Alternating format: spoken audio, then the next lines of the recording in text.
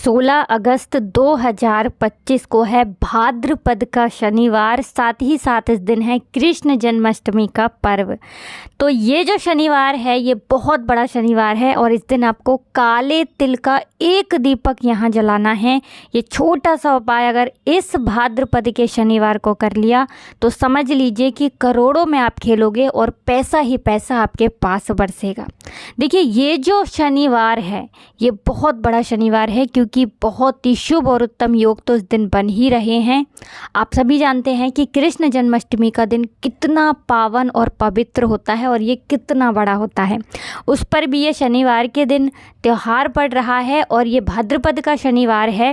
तो ऐसा समझ लीजिए कि जो अपने जीवन में शनि की पीड़ाओं से परेशान है, शनि की 7.5 से परेशान है, शनि ढैया से परेशान है या शनि की किसी भी महादशा से परेशान है, अब उन्हें अपना भाग्य चमकाना है। कैसे चमकाना है? इस दीपक वाले उपाय को करके। सिर्फ एक दीपक जलाइए इस दिन तिल वाला और देखिए कि भाग्य कैसे चमकता है। अब बात कर लेते हैं इस शनिवार का इतना महत्व क्यों है। तो देखिए भगवान कृष्ण और शनि देव का बहुत गहरा संबंध है। शनि देव भगवान कृष्ण के परम भक्त हैं। एक पौराणिक कथा में इसका उल्लेख भी मिलता है कि शनि देव भगवान कृष्ण की भक्ति में इतने लीन थे कि उन्होंने अपनी पत्नी की उपेक्षा की, जिसके कारण उन्हें शाप भी मिला। इसके अलावा शनि देव को भगवान कृष्ण की कृपा से ही न्याय, ईमानदारी और अनुशासन जैसे गुण प्राप्त हुए हैं।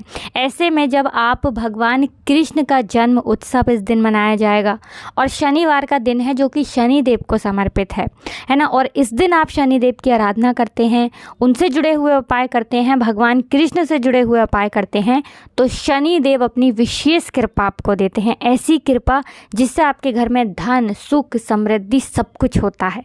अब देखिए जो शनि देव हैं इन्हें काला तिल बहुत ज़्यादा प्रिय है, इसी के साथ सरसों का तेल इन्हें बहुत प्रिय है। तो आपको दीपक किससे तैयार करना है? सरसों के तेल से, है ना। इसी दीपक के अंदर आपको 1 से 2 चुटकी काला तिल डालना है।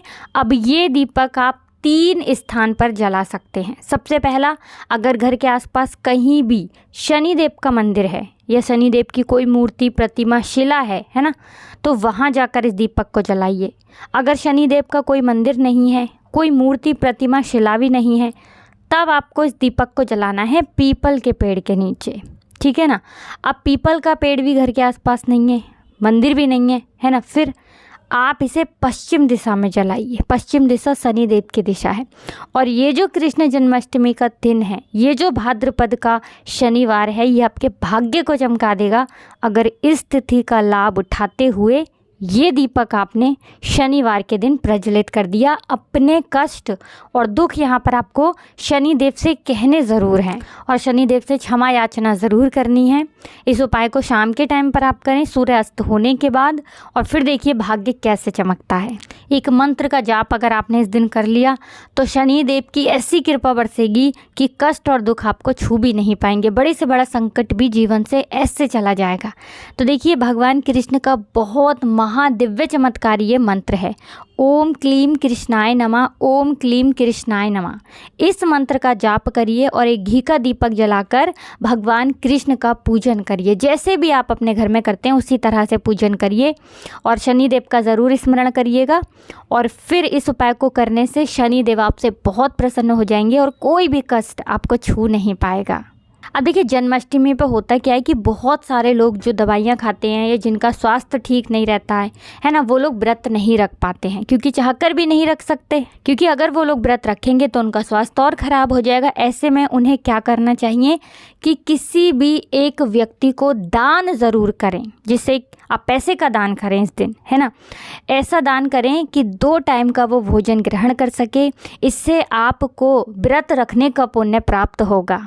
इसी के साथ इस दिन चावल से बनी किसी भी वस्तु का आपको कुछ भी भोग नहीं बनाना है।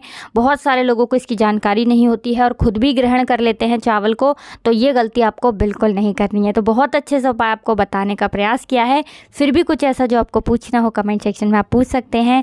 हर हर महादेव, जय शनिदेव, जय श्री कृष्णा।